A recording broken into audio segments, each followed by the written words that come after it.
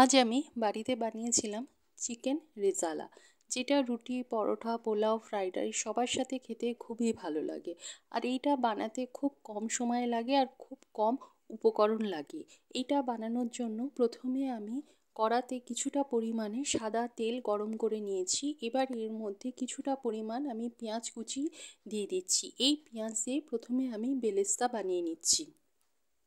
পেঁয়াজটা ভাজতে ভাজতে যখন এমনি কালারটা পুরোপুরিভাবে চেঞ্জ হয়ে গেছে, মানে পুরো একদম গোল্ডেন ব্রাউন হয়ে গেছে, তখন এবার আমি পেঁয়াজটাকে তুলে নিচ্ছি। এর চেয়ে আর বেশি পেঁয়াজটাকে আমি গোল্ডেন ব্রাউন করব না।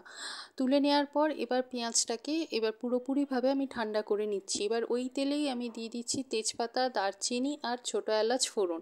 এবার ফোড়নটা দেওয়ার পর আরও কিছুটা পেঁয়াজ কুচি আমি তেলের মধ্যে দিয়ে নাড়াচাড়া করতে থাকছি মিডিয়াম ফ্লেমে, যতক্ষণ না পেঁয়াজটা একটু হালকা নরম হয়ে আসে।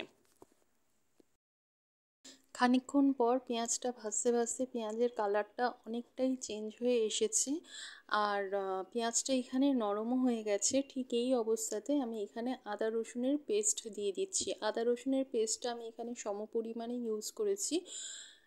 আদা রসুনের পেস্টটা দিয়ে দেওয়ার পর তারপর খানিকক্ষণ আমি মিডিয়াম ফ্লেমে এটাকে একটু কষিয়ে নেব, যাতে আদা রসুনের একটু কাঁচা গন্ধটা যাতে চলে যায়। কিছুক্ষণ পরে যখন আদা রসুন থেকে কাঁচা গন্ধটা চলে যাবে, তখন আমি এখানে দিয়ে দিচ্ছি স্বাদ মতো লঙ্কার গুঁড়ো। ঝালটা আপনাদের স্বাদ অনুযায়ী দেবেন। আর দিয়ে দিলাম এইখানে 1.5 চামচের মতো জিরে গুঁড়ো, আর দিচ্ছি 1 চামচের মতো ধনে গুঁড়ো, আর দিয়ে দিলাম এইখানে স্বাদ মতো নুন।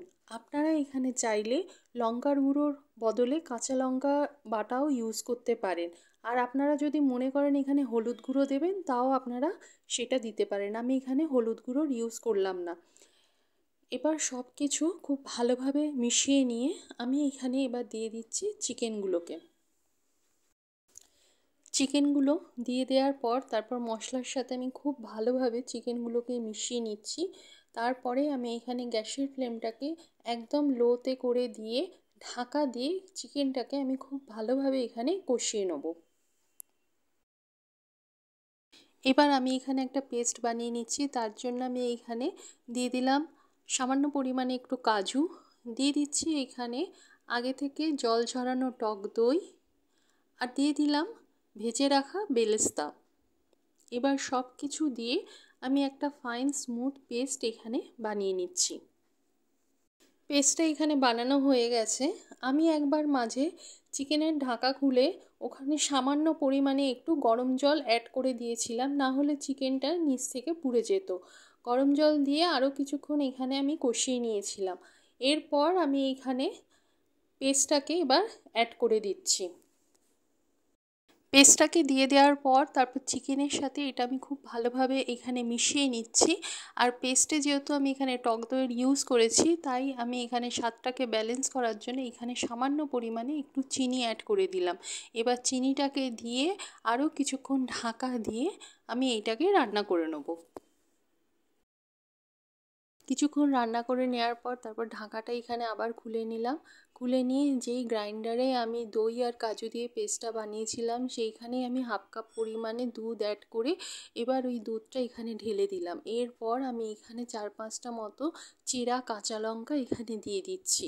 চেরা কাঁচা লঙ্কা দিয়ে দেওয়ার পর তারপর এখানে 1/2 চামচের মতো শাহি গরম মশলা অ্যাড করে দিলাম। দেওয়ার পর এটাকে আরও কিছুক্ষণ আমি এবার রান্না করে নেব।